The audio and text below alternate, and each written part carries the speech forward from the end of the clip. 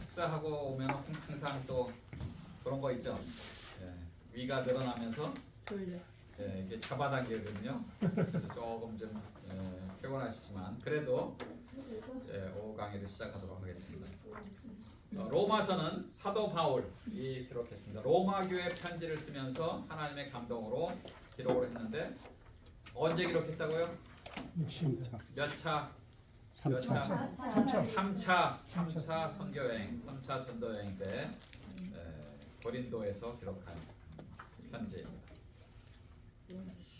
오전에 말씀드린 대로 신약 성경 중에서 구원의 복음을 가장 논리정연하게 잘 증거하는 중요한 책입니다. 로마서의 목적은 간절한 마음으로 로마 교회를 방문하기를 원하는 사도 바울의 마음이 담겨 있습니다. 내가 로마에 있는 너희들에게도 복음을 증거하기를 원한다 라는 그런 표현을 썼는데, 사실 우리 인생에 있어서 속도보다 더 중요한 것이 방향입니다. 우리 한국 분들은 그 빨리빨리의 문화 때문에 뭐를 빨리빨리 하기를 원하는 그런 경향이 없지 않아 있는데, 사실 속도보다 더 중요한 것이 방향입니다. 우리가 여기서 LA로 가려면 서쪽으로 가야 돼요, 그렇죠? 그런데 아무리 빠른 콩코드 비행기를 타도 북쪽으로 가면 절대로 LA를 갈 수가 없습니다. 그래서 방향이 그만큼 중요합니다. 사도 바울도 내가 여기 있지만 로마에 있는 여러분들에게 하나님의 말씀을 증거하기를 원합니다 하는 그런 그 간절한 마음이 있습니다.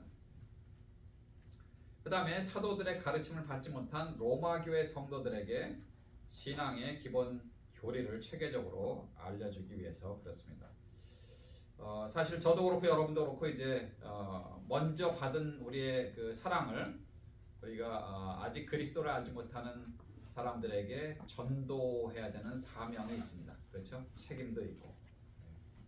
그리고 이제 나중에 여러분들이 이제 학위도 받으시고 또 강단에서 이 하나님의 말씀을 증거하실 때 후진 양성을 위해서 여러분들이 열심히 또 준비하고 가르쳐야 되는데, 사도 바울이 그런 마음이에요. 하나님 내게 주신 그 은혜, 또 하나님의 말씀도 주셨고 그 다음에 하나님의 사랑을 경험해 보니까 이것처럼 좋은 게 없더라. 이것처럼 좋은 게 없. 그래서 로마에 있는 여러분들에게도 증거하기를 원합니다. 그래서 그 방향으로 가기를 원하는 사도 바울의 간절한 마음이 있습니다. 그 다음에 그 당시 유대인들은 사실 그 율법주의자들이 굉장히 많았습니다. 그래서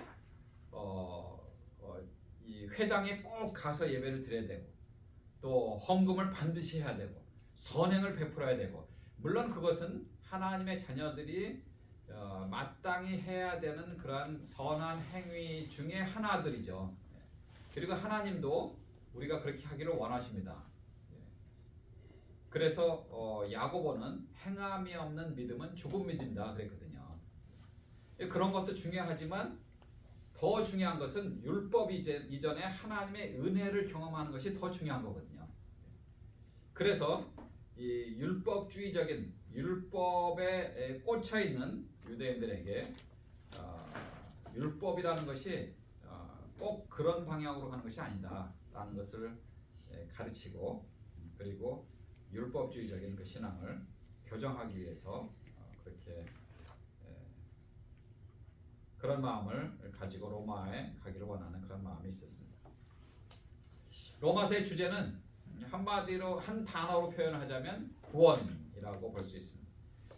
아까 오전에 잠깐 제가 말씀드렸는데 1장부터 11장까지는 교리에 대한 겁니다. 교리. 그래서 1장부터 3장까지는 뭐예요? 죄에 대해서. 4장부터 5장까지는 구원에 대해서. 6장, 7장, 8장은 그런 구원받은 사람들이 어떻게 살아야 되는가? 마음대로 그냥 막 살아도 되는가? 그게 아니고 하나님이 원하시는 방향으로 가면서 살아야 됩니다. 그래서 성화의 과정을 설명을 합니다. 성화. 거룩한 삶을 살아야 된다. 우리는 믿는 사람으로서 세상 사람들과 같지 않은 그런 삶을 살아야 된다라는 것을 강조합니다. 9장부터 11장까지는 아브라함의 믿음을 설명을 하면서 그 다음에 토기장이가 자기 마음대로 토기를 만들 수 있는 그러한 권한이 없느냐라는 그런 예화도 들으면서 하나님의 주권에 대해서 설명합니다. 하나님의 주권.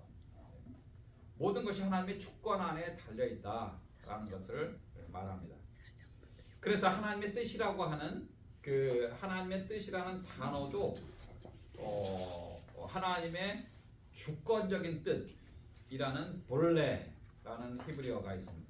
그 다음에 하나님의 선택적인 뜻이라고 하는 셀레마라는 단어가 있습니다. 하나님의 주권적인 뜻은 하나님만 하시는 겁니다. 하나님만 하시는 거예요. 그래서 우리가 살고 있는 이 태양계에 이 별들이 적어도 2천억 개 이상 있다고 그러죠.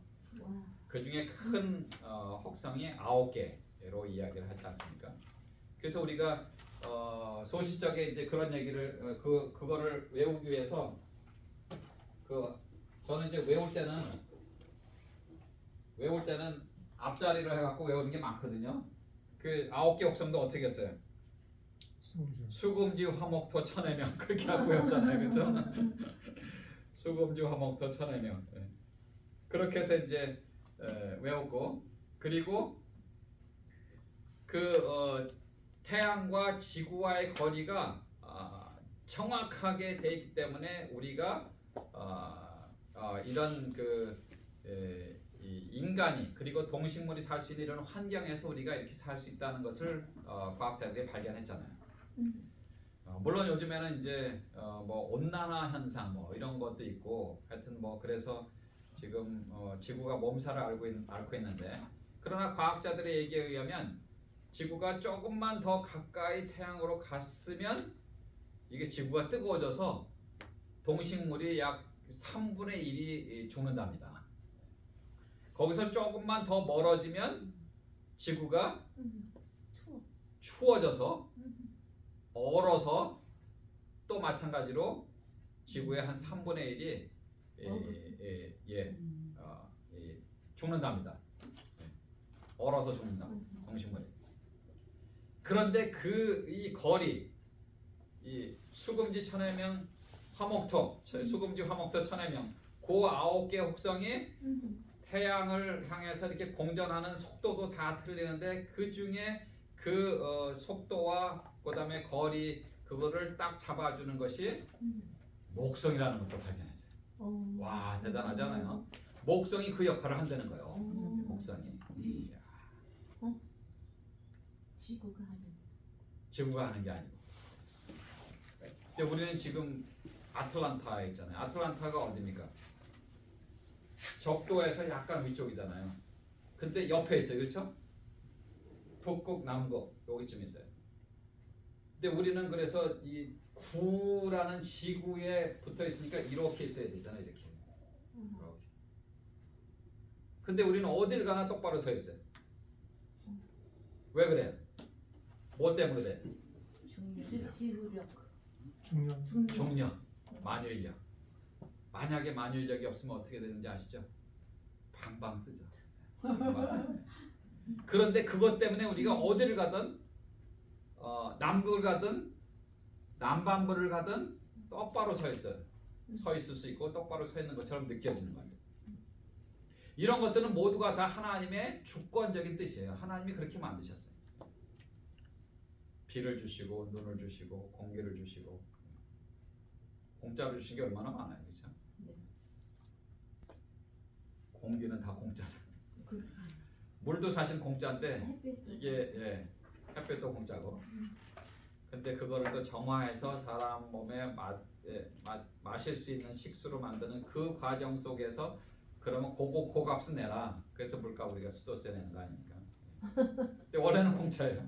하나님 공짜로 주신 거예요. 하나님의 그 셀레마 선택적인 뜻은요. 제가 아까 말씀드렸잖아요. 하나님 짜장을 먹을까요? 짬뽕을 먹을까요? 응답해 주시옵소서. 하나님의 뜻이라는 그 안에서 하나님이 짬짜면을 먹어라 그렇게 안 해주시고 야 너 네가 알아서 먹어라. 그 안에서 하나님의 뜻이라는 그 안에서 우리에게 자유의지를 주시고 또 우리가 할 수 있는 어느 선을 허락해 주셨어요. 그게 하나님의 선택적인 뜻입니다. 그래서 9장에서 11장까지는 그런 모든 것들이 하나님의 주권 안에 들어있다는 것을 설명을 합니다. 그리고 12장 1절에서 그러므로 내 사랑하는 형제들아 내가 하나님의 모든 자비하심으로 너희를 구원하노니 너희가 하나님이 기뻐하시는 거룩한 산 제사로 너희 몸을 드려라 그랬잖아요. 근데 그 그러므로라는 그 접속사가 사실은 11장 끝에를 받는 게 아니고 1장부터 11장까지 그 전체 교리를 다 받는 거예요. 그 교리를 다 받는 거예요. 그래서 그러면 우리가 어떻게 살 것인가? 그렇게 얘기를 하면서 12장 1절에서 너희 몸을 하나님이 기뻐하시는 거룩한 산 제사로 드리라. 이것이 바로 너희의 드릴 영적 예배니라. 그렇게 얘기하면서 12장 2절에서 뭐라고 그랬어요? 너희는 이 세대를 본받지 말고 오직 마음을 새롭게 함으로 변화를 받아 하나님의 선하시고 기뻐하시고 온전하실 뜻이 무엇인지 분별하라 그랬잖아요. 그러니까 하나님 우리에게 지성을 주셨잖아요. 그리고 이성을 주셨잖아요. 그렇죠? 그러니까 우리의 신앙도 믿음과 이성을 잘 균형 있게 잘 사용을 해야 되는 거예요. 그냥 무조건 하나님 주시옵소서 하고서 그냥 뭐 하나님 안 주시면 나 그냥 금식합니다. 하나님한테 막 그냥 하나님을 협박하고 하는 그런 기도를 우리가 얼마나 많이 했어요. 어떤 거는 내 은혜가 내게 족하도다라고 응답해 주시는 것도 기도 응답이거든 사실은. 근데 우리는 무조건 그 기적이 나한테 와야지만 응답으로 생각하는데 그게 아니라니까요. 그게 아니라니까요. 그 응답이 노로 와도 응답이거든요. 응답이. 그러니까 크리스찬들도 자동차 사고로 죽을 수 있어요. 암이나 코로나로 죽을 수 있어요. 그게 하나님의 응답이에요. 그게. 그런데 우리는 어떻게 해요? 저 집사님 위암에서 완치가 될 수 있도록 하나님 도와주시옵소서. 물론 하나님이 그분을 살려주시려면 우리의 기도나 혹은 본인의 기도를 통해서 살려주실 수 있어요. 그게 또 하나님의 응답이에요. 그러나 그분은 그렇게 해서 해갖고 결국은 하나님이 데려가실 수 있어요. 그것도 하나님의 응답이에요. 그것도 하나님의 뜻이라고 하는 그 안에서 하나님이 그렇게 응답을 해주시는 거거든요. 그러니까 믿음과 이성을 우리가 잘 분별을 해야 됩니다. 많은 사람들이 이성적으로 생각 안 하고 믿음만 강조하다 보니까 어떻게 해요? 신비주의 쪽으로 빠져나갈 수도 있어요.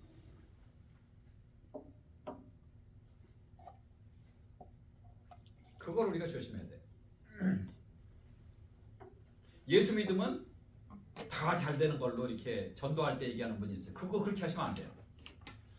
하나님이 예수 믿으면 다 부자가 되게 해주겠다 그렇게 말씀하신 적이 한 번도 없어요. 오히려 예수 믿으면 고난을 받을 것이다 그렇게 얘기하셨지.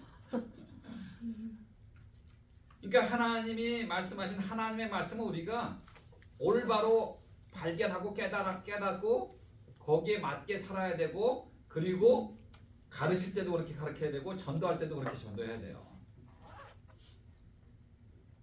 전도할 때 예수 믿으면 천국 갑니다. 그거는 강조해야죠. 당연히. 근데 예수 믿으면 좋은 게 많아요. 그 좋은 거 안에 부자도 될 수 있어요. 이거 그렇게 거짓말 하시면 안 돼요. 물론 하나님이 재물 얻을 능을 주셨다고 말씀하셨어요. 그 재물 얻을 능을 100% 다 주신 게 아니에요. 저 같은 사람은 사업하면 잘 안 돼요. 사업도 잘하는 분들이 있어요. 그렇죠? 저희 아버님이 평생을 경찰 공무원으로 계셨는데 나중에 은퇴연금 가지고 뭐 어디 투자한다고 했는데 그냥 다 나갔죠. 모르시는 분이 이렇게 예, 그런 분들 많아요. 그냥 그거 가지고 어디 여행도 좀 다니시고 뭐 드시고 싶은 거 드시고 그러면 되는데 아이고 참그 그래서 12장부터 16장까지는 그러면 우리가 어떻게 살 것인가? 어떻게 살 것인가? 어떻게 해요? 2절에서 뭐라고 그랬어요? 이 세대를 본받지 말고 하나님이 기뻐하시는 그 뜻대로 살아. 하나님의 선하시고 기뻐하시고 온전하신 뜻이 무엇인지 분별하라. 그래서 무모하게 생활하지 말고 그렇게 해라라는 것을 이야기를 하는 것이죠. 그래서 구원받은 사람들은 구별된 삶을 살아야 됩니다. 그게 거룩한 삶 아닙니까? 거룩한 삶. 그리고 그 하나님의 뜻을 분별하고 실천하는 선한 삶을 살아가는 것이죠. 로마서의 특징은 이 13권 이상의 서신서 중에서 가장 논문 형식에 가까울 정도로 체계적으로 다 되어 있습니다. 말씀드린 대로 딱딱 정리가 되어 있어요. 죄, 구원, 성화, 하나님의 주권, 그리고 실천을 어떻게 할 것인가 딱 정리를 해놨어요. 그 다음에 아까 점심시간에 우리 목사님이 그 얘기를 하셨는데 이번 학기는 정말 로마서의 구원론을 공부하면서 또 현대신학을 공부하면 정말 그 연결이 되고 너무 좋겠다 하고 말씀하셨는데 이 조직신학에서도 다루고 있는 그 신앙생활의 그 기본이라고 할 수 있는 죄, 구원 그걸 이제 조직신학적으로 말씀드리면 죄론, 구원론 뭐 이런 거죠. 또 기독론도 좀 들어있고 한 사람 아담과 한 사람 그리스도에 대해서 또 비교해서 이렇게 말씀해 주시고 그렇지 않습니까? 또 율법과 은혜의 차이에 대해서 그리고 믿음 또 칭의, 의롭다함을 받는다 하는 거 그리고 성화 또 부활에 대한 내용도 좀 다루고 있죠. 이런 모든 그 중심되는 교리를 아주 명쾌하게 다루고 있습니다. 그다음에 이스라엘의 그 이스라엘 사람들이 율법주의자들이 많다고 아까 말씀드렸는데 그 이스라엘의 그런 현재 상태 그리고 궁극적으로 구원을 어떻게 받을 수가 있는가 하는 것들을 구체적으로 다루고 있고요. 또 이방인들과의 관계도 설명을 하고 있습니다. 그래서 사도 바울은 율법과 복음을 비교를 해서 설명을 하고 있습니다. 하나님께서 인간을 구속하시기 위해서 독생자 예수 그리스도를 우리에게 보내주셨죠. 그게 이제 구속사입니다. 구속사인데 인간을 구속하시기 위한 섭리의 역사의 전개에 있어서 사실 율법이 큰 역할을 했죠. 이 구약 시대에 계시의 형태가 다 거의 율법의 형식으로 그렇게 되어 있습니다. 그 다음에 신약 성경에서는 계시의 형태로 이렇게 되어 있는데 율법과 복음을 비교해서 분석하고 설명을 합니다. 근데 율법과 복음이 사실 별개의 것이 아닙니다. 하나님께서는 창세 전부터 이미 그리스도를 중심으로 계획하신 것이 바로 이 구속론입니다. 그게 어디서부터 나와요? 창세기 3장 15절에 내가 여자의 후손을 보내줄 것이다. 그 뱀을 이야기를 하면서 뱀에게 책망하면서 여자의 후손은 네 머리를 상할 것이다. 그리고 너의 후손은 그의 팔꿈치를 상하게 할 것이다. 그게 뭐예요? 십자가에 못 박는 거 아니에요. 사탄은 예수님을 십자가에 못 박으면서 야 우리가 이겼다라고 선포를 했지만 사실 그게 하나님의 계획 중에 하나였어요. 겉으로 볼 때는 사탄이 이긴 것처럼 보이지만 그러나 인간의 죄를 용서하시기 위한 방편으로 그 구약시대 때는 율법을 통해서 그리고 짐승의 제사를 통해서 인간의 죄를 용서를 해주셨죠. 그러나 신약이 와서 예수님께서 그 세상죄를 지고 가는 하나님의 어린 양으로 오셔서 십자가에서 돌아가 주시고 온 인류의 죄를 다 가져가셨잖아요. 그게 이제 하나님이 계획하신 구속론입니다. 그리고 그 율법은 복음을 예표하는 그림자로서 우리에게 비춰졌습니다. 그래서 구약에서는 짐승의 피 제사를 통해서 이스라엘 백성들이 죄의 용서를 받았습니다. 그러나 히브리서 10장 14절에 보면 이는 황소와 염소의 피가 능히 죄를 없이 하지 못함이니라. 그것은 매년 계속해서 반복해서 드려야 되는 제사였고 그 제사를 통해서는 인간의 죄를 완벽하게 해소할 수가 없었습니다. 그래서 그리스도가 이 땅에 오셔서 인류의 죄를 다 가져가 주시면서 동이 서에서 먼 것처럼 우리의 죄가를 우리에게서 멀리 옮겨 주셨다고 시편 103편 12절에서 선포를 하고 있죠. 그래서 예수님께서 그렇게 다 가져가 주심으로 과거에 있었던 구약 시대에 있었던 그 사람들도 구원에 대한 것을 믿음으로 바라보고 있었지만 약속을 받지 못했다라고 히브리서 기자는 그렇게 선포하고 있어요. 왜냐하면 계속해서 반복되는 제사를 드려야 됐거든요. 매년. 그러나 그리스도께서 오심으로 그 십자가에서 하나님의 그 구속의 계획을 완성해 주심으로 구약의 백성들, 과거에 살았던 모든 사람들까지도 그 사람들의 죄까지도 다 가져가 주신 거예요. 다 가져가 주신 거예요. 그리고 현대를 살아가는 우리의 모든 죄도 다 가져가 주셨고 그 다음에 앞으로 우리가 지을 죄까지도 이미 다 가져가 주셨고 그리고 앞으로 오는 세대의 후손들이 짓는 그런 모든 죄까지도 다 가져가 주신 것입니다. 그게 바로 하나님의 놀라운 구속의 능력입니다. 사람으로서는 절대로 할 수가 없죠. 어떤 피조물도 그렇게 할 수가 없습니다. 오직 하나님만이 그렇게 하실 수가 있습니다. 그래서 예수 그리스도를 통한 구속을 경험하지 않으면 절대로 천국에 갈 수가 없습니다. 그것은 창세기 1장 1절부터 요한계시록 22장 21절까지 쭉 주류를 이루는 것이 바로 그겁니다. 그것을 이 로마서에서는 사도 바울이 로마교회 편지를 쓰면서 그것을 일목요연하게 아주 정리를 다 해놓은 것입니다. 그래서 히브리서 10장 19절에 보시면 그러므로 형제들아 우리가 예수의 피를 힘입어 성소에 들어갈 담력을 얻었으니 그리스도의 피로 말미암아 우리가 하나님 앞에 담대히 나갈 수가 있는 거예요. 그게 바로 하나님의 사랑이에요. 하나님의 은혜입니다. 그렇지 않으면 어느 누구도 홀이라도 죄가 있으면 천국에 들어가지 못한다고 성경은 분명히 말합니다. 홀이가 뭔지 아시죠?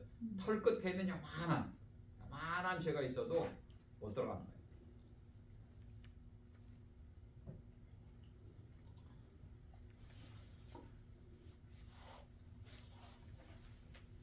이건 앞에서 이미 다 말씀드린 거기 때문에 제가 파워포인트 드리면 그냥 복습할 때 보시면 돼요.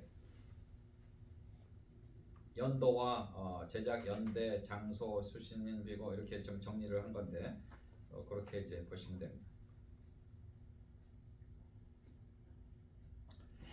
1장 1절에서 보시면 사도 바울은 이렇게 말합니다. 예수 그리스도의 종 바울은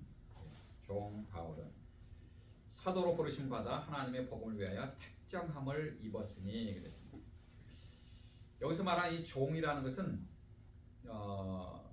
그 당시에 이 종이라고 하는 그 단어는 노예라는 단어를 썼어요. 노예. 여러분 노예라는 취급을 받는 그 노예들은 사람이 아니었어요. 그 당시에는 물건이었습니다. 그래서 우리는 물론 뭐 영화나 드라마를 통해서만 보고 있지만 그런 그 성경이나 혹은 그 고사 이 문서들을 통해서 사람들이 가장 가까운 이 사실과 현실을 표현하기 위해서 영화나 드라마에서 이렇게 하고 있는 그런 장면들이 그 영화에서 나오는 그 노예들, 그래서 노예를 사기도 하고 팔기도 하고, 그래서 그렇게 나오는 거예요. 이 종이 바로 그런 뜻입니다. 그런 뜻입니다. 사도 바울은 그래서 나는 예수 그리스도의 노예다. 노예가 뭐야? 종에게는 없는 것이 있어요. 없는 것이 있어요. 첫째는 뭐가 없어요? 자유. 소유권이 없습니다. 그러니까 재산 자기 게 아니에요. 내가 지금 나는 물건이에요. 내 주인에게 속해 있는 사람이에요. 소유권이 없습니다. 두 번째는 자유가 없죠. 자유가 없습니다. 내가 아무리 피곤하고 힘들어서 좀 쉬고 싶어도 주인님이 너 나가서 마당 썰어. 그러면 마당 쓸어. 그러면은 그 쓸어야 돼 나가서. 네. 주인님 저 너무 피곤해서 좀 1시간만 자고 하겠습니다. 그러면 어떻게? 이놈의 지금 예 여봐라 저는 멍석말이가 그렇게 아프다면서요. 네. 이게 뭐 이렇게 뭐가 있는 것 같아도 그 속에 들어가서 맞으면 그렇게 아프다. 사도 바울도 그래서 40에 하나 감한 매를 5번. 그러니까 40대 이상 맞으면 사람이 기절도 하고 죽을 수가 있다는 거예요. 이야, 그러니까 죽기 직전까지 때리는 거예요. 사도 바울이 그걸 5번이나 경험했던. 순전히 복음 증거한 그것 때문에. 자유가 없습니다. 세 번째는 생명권도 없습니다. 뭐 도망가다가 잡히면 뭐 결정은 뭐 사도 바울은 그런 마음으로 나는 예수 그리스도의 종이다 그렇게 선포하고 있죠. 고린도 교회 편지를 쓰면서도 사도 바울은 이렇게 얘기를 했어요. 주 안에서 부르심을 받은 자는 종이라도 주께 속한 자유자요 또 이와 같이 자유자로 있을 때 부르심을 받은 자는 그리스도의 종이니라. 여기서도 이 종의 단어가 노예라는 뜻입니다.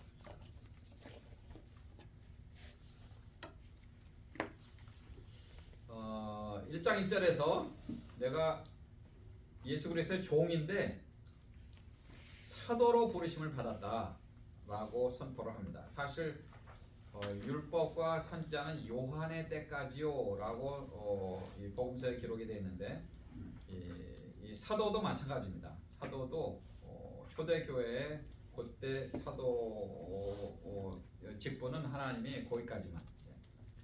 그 다음부터는 예수님의 제자라는 표현이 많습니다.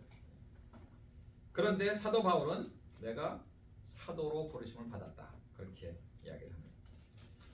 고린도전서 4장 7절에서도 하나님이 우리를 부르심은 부정하게 하심이 아니요 거룩하게 하심이니 사도로 부르심을 받아서 우리는 거룩한 삶을 살아야 되는 것이죠.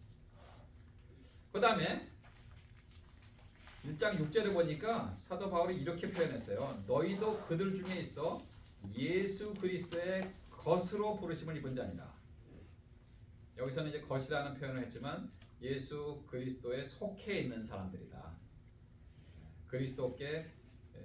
그리스도가 소유한 하나님의 자녀들이라는 하나님의 자녀들이라는 그런 뜻이죠. 고린도전서 3장 23절에서도 너희는 그리스도의 것이요 그리스도는 하나님의 것이니라. 그리스도 안에 속해 있는 사람들이죠. 그 다음에 사도 바울이 이 부르심에 대해서 1장에서 이야기하는 것 중에 첫째는 사도로 부르셨고 두 번째는 그리스도의 것으로 부르심을 받았고 그 다음에 7절에서는 성도로 부르심을 받았다고 이야기를 합니다. 로마에서 하나님의 사랑하심을 입고 성도로 부르심을 입은 모든 자에게 하나님 우리 아버지와 주 예수 그리스도로조차 은혜와 평강이 있기를 원하노라. 저도 그렇고 여러분도 그렇고 성도로 부르심을 받았죠. 성도라는 뜻이 뭐예요? 거룩할 성자예요. 거룩할 성자. 거룩한 사람들. 거룩한 사람들의 무리. 그런 뜻입니다. 그러니까 그리스도를 영접하고 하나님의 자녀가 된 우리 모두는 사실 성도입니다. 거룩한 사람들이에요. 그래서 구별된 삶을 살아야 되는 거예요. 사도 바울은 이렇게 부르심을 받았기 때문에 그러므로 우리가 그렇게 살아야 된다. 우리 몸을 거룩한 산 제사로 드리고, 그리고 이 세대를 본받지 말고 하나님의 기뻐하시고 온전하시고 선하신 뜻이 무엇인지 분별하도록 하라. 그리고 이제 교회 생활을 어떻게 할 것인가, 사회 생활을 어떻게 할 것인가, 또 성도 간에 어떻게 지낼 것인가, 그런 것들을 이제 12장부터 16장까지 이야기를 하고 있는 것이죠.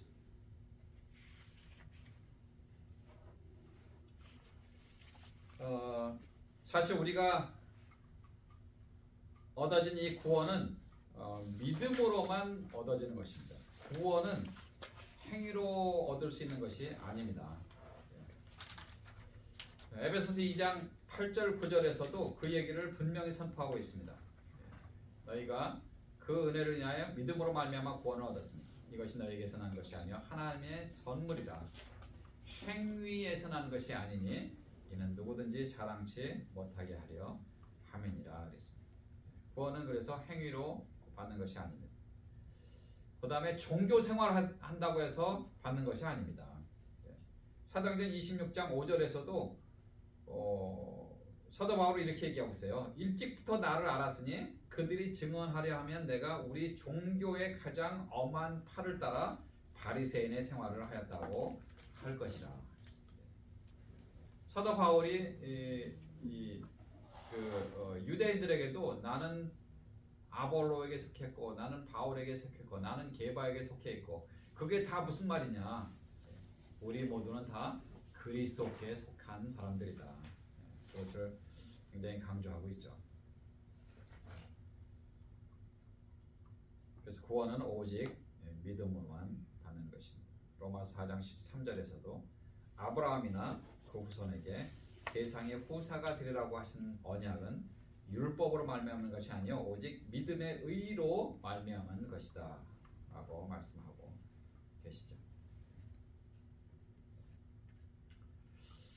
1장 17절 말씀이 사실 이 로마서의 주제를 만약에 말한다라고 하면 1장 17절이 주제 9절이 될 수가 있습니다. 복음에는 하나님의 의가 나타나서 믿음으로 믿음에 이르게 하나니 기록된 바 오직 의인은 믿음으로 말미암아 살리라 함과 같으니라 그래서 이 기록된 바 어디 기록됐어요? 말씀.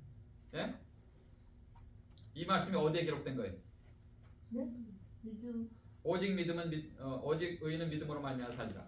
말 성경. 네, 성경인데 어떤 성경? 이세. 믿음으로 몇 개 생각이 안 나는데 읽었는데 그래서. 8장? 예? 로마서. 로마서 8장? 그게 아니고 기록된 바 그랬잖아요. 여기서 말하는 신약 성경에서 기록된 바 그러면 대부분이 다 구약 성경입니다. 구약의 하박국 2장 4절에 나옵니다. 오직 의인은 믿음으로 말미암아 살리라. 그것을 사도 바울이 성령의 감동으로 인용한 거예요.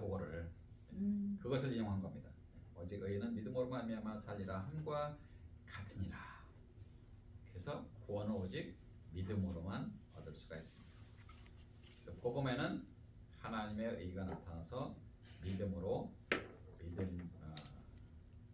의인이 되어 살게 한다는 것입니다. 그렇다면 복음이 뭡니까? 복음이라는 이 단어는 마태복음 4장 23절에 처음 등장하는 단어입니다. 바울은 1장 1절에서 예수 그리스도의 종 바울은 사도로 부르심을 받아 하나님의 복음을 위하여 택장을 입었다고 그랬습니다. 복음은 헬라어에는 그 유앙겔리온이라는 단어가 있습니다. 유앙겔리온.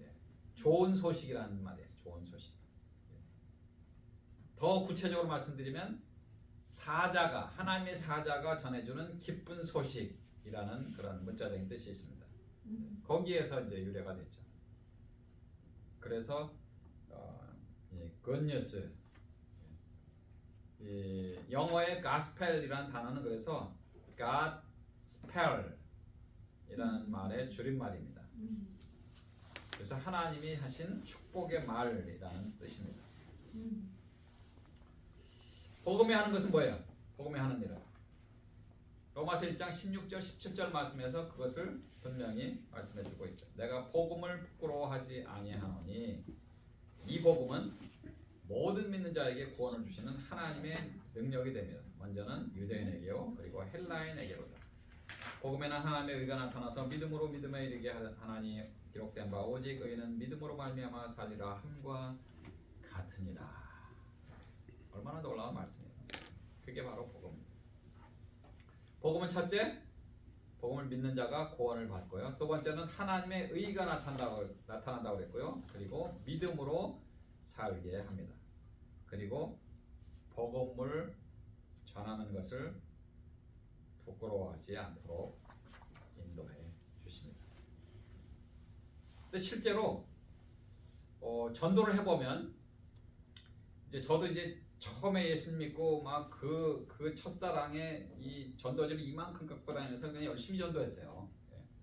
그 고등학교 3학년 때 예수님 믿었는데 먼저 친구들한테 막 이렇게 주고 그리고 그 당시에는 이제 그 버스 타고 학교 다니지 않았습니까? 일반적으로 가까운 데는 걸어서 가고. 근데 버스를 타면 만원 버스에서는 물론 뭐 어렵지만 그러나 조금 한가한 버스는 이 자리가 입석 버스 주로 타잖아요. 이게 그 당시에는 이제 그 의자가 이렇게 돼 있고 그걸 입석 버스라고 그래요. 그다음에 좌석 버스는 양쪽에 의자가 있어서 4명씩 앉을 수 있고. 좌석 버스는 이제 조금 뭐 편안하게 앉아서 가긴 하지만 그러나 이제 많이 타지 못하죠. 근데 입석 버스 같은 경우는 이렇게 돼 있으니까 낮에 한가할 때 타면은 자리도 많이 비어 있고 사람도 별로 없고. 제가요 전도지 이만큼 갖고 가서 예수 믿으세요, 예수 믿으세요, 예수 믿으세요, 예수 믿으세요 이렇게 전도하고 그리고 옆자리 빈 자리 딱 가고 혹시 예수님 믿으세요? 그렇게 열심히 전도했어요. 그러면 그 사람들이 반응이 오는데 저 신학생이에요 이런 사람이 있어요. 제가 그래서 그러시군요. 근데 예수님 믿으세요? 무례할이 많지 그렇게. 근데 그분도 사실 나 신학생입니다 라고 답변하는 게 정답이 아니에요. 그렇잖아요? 그렇죠. 나도 예수님 믿는데 예수님. 그래서 그 하나님의 사랑이 너무 감사해서 지금 신학교 가서 공부하고 있어요. 그게 정답이잖아요. 맞아. 신학생이요. 나 신학생이니까 너보다 훨씬 잘 안다 이거죠. 그 얘기잖아요. 네. 어떤 분들은 뭐라 그래요? 교회 집사입니다. 그러시군요. 언제 예수님 믿으셨어요? 집사라니까요. 그게 정답이 아니라니까요. 그게 정답이 아니에요. 그래서 복음 전할 때 우리가 담대하게 복음을 증가합니다. 근데 사실 우리가 그런 첫사랑 때문에 이제 가서 이렇게 전달도 하고 그러지만 그러나 이제 직장 생활하고 사업하고 막 바쁘다 보면은 전도하는 시간이 많지 않고 전도에 대한 열정도 좀 식어지고 그렇긴 하거든요. 근데 그럼에도 불구하고 우리가 기회가 있을 때마다 전도를 해야 됩니다.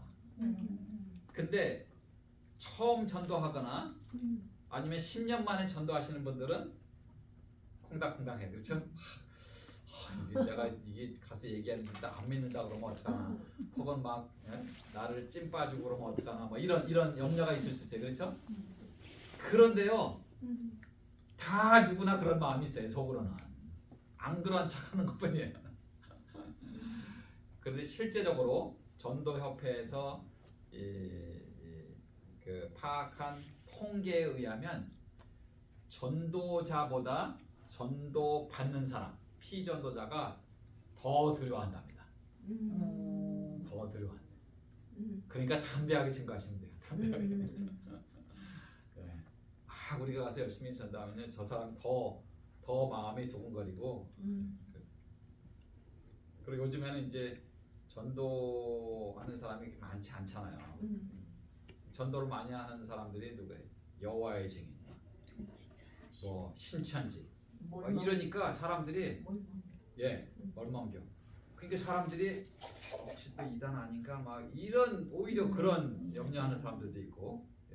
그래서 꺼려져요. 꺼려. 그러니까 우리가 더 열심히 전도해야지.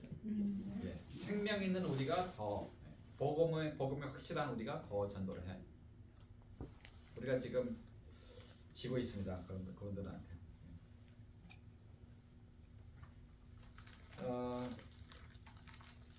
바울의 신앙 고백, 십자가가 헛되지 않게 하려고, 그리고 복음은 오직 하나라는 이런 참고 구절이 있습니다. 여러분, 참고 구절은 여러분이 한번 복습하실 때 한번 찾아보시면 됩니다. 사도행전 20장 24절 아시죠? 나의 달려가기와 주의 쉽게 뛰어가도 받은 달려가도 예. 피곤치 않아. 예. 그래서 생명 바쳐서 내가 주님을 증거하겠다. 그런 얘기죠.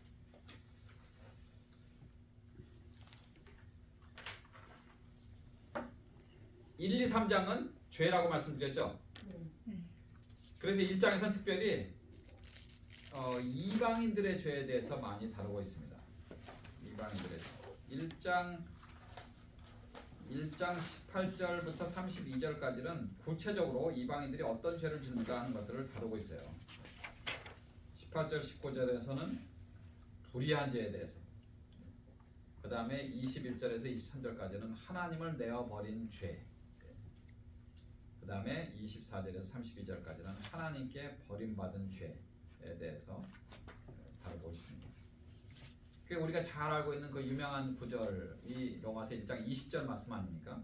창세로부터 그의 보이지 아니하는 것들, 곧 그의 영원하신 능력과 신성이 그 만드신 만물에 분명히 보여 알게 되나니 그러므로 핑계치 못할지니라 그랬어요. 그러므로 핑계치 못할지니. 글쎄요, 전도를 해보면 나도 하나님 믿는다고 그런 사람들이 많아요. 미국 사람 중에 80%가 I believe in God 그렇게 얘기한대요. 그러면 예수 그리스도를 믿느냐? 그러면 그렇게 한 단계 더 나아가면 예수님은 아직 안 믿는다 이렇게 얘기하는 사람들이 많답니다. 그러나 예수님 분명히 요한복음 14장 6절에서 뭐라고 말씀하셨어요? 내가 곧 길이요 진리요 생명이니 나로 말미암지 않고는 아버지께로 올 자가 없느니라. 그러니까 오직 예수 그리스도를 통해서만 천국에 갈 수 있는 거예요. 다른 종교나 이런 거는 절대 천국에 갈 수 있는 길을 열어주시지 않았습니다. 사도행전 4장 12절 말씀에도 그랬죠. 다른 이로서는 구원을 얻을 수 없나니 천하 인간의 구원을 얻을 만한 다른 이름을 우리에게 주신 일이 없습니다. 그랬어요. 근데 종교 통합주의 요즘에 그런 얘기 많이 하잖아요, 그렇죠?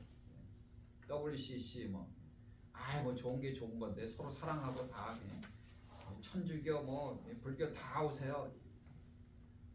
하나님은 한 번도 그렇게 말씀하신 적이 없어요. 오직 예수 그리스도를 통해서만. 이방인들이 그런 죄를 지은 거예요. 그래서 하나님이 그 죄에 대해서 29절에서 31절까지 아주 그냥 낱낱이 다 여기 기록하셨잖아요. 불의, 추악, 탐욕, 악의가 가득함, 시기, 살인, 분쟁, 사기 이런 것들을 성경에 이야기합니다. 갈라디아서 5장 19절에서 21절까지에서도 그런 죄에 대해서 또 이렇게 낱낱이 기록을 했습니다. 육체의 일은 분명하니 곧 음행과 더러운 것과 호색과 우상 숭배와 주술과 원수 맺는 것과 분쟁의 그런 모든 것들이 다 죄죠. 이런 일을 하는 사람들은 뭐라고 그랬어요? 하나님의 나라를 유업으로 받지 못한다 그랬어요. 그래서 예수 그리스도를 만나야 되는 거죠.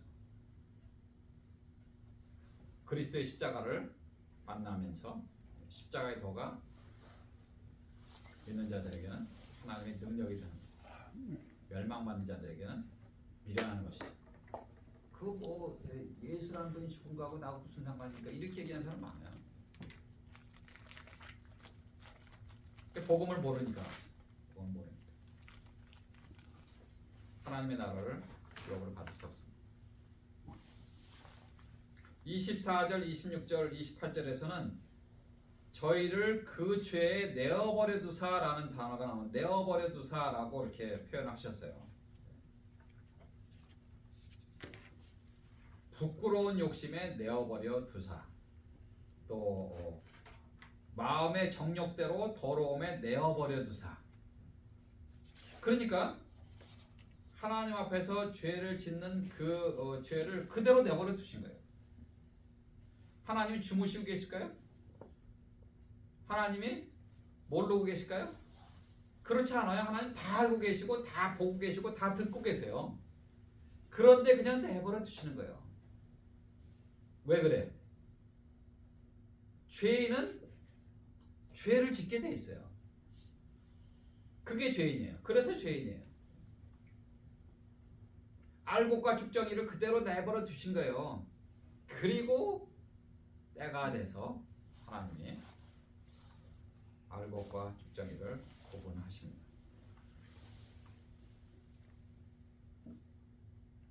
내버려 두셨어요.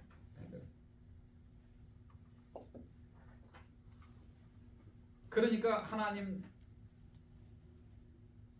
무서워하지 않고 왜 그런 거 있잖아요. 왜 바늘도둑이 소도둑된다고 그런 것도 있잖아요. 죄도 조금씩 지어보니까 조금 지으니까 괜찮아, 별일도 없어. 조금 더 큰 거 지으니까 또 괜찮아. 그러니까 나중에는 그냥 막 교회까지 들어와서 교회 물건 나 훔쳐가잖아요. 그래서 요즘엔 교회들이 기쁜 잡고 있는 거예요.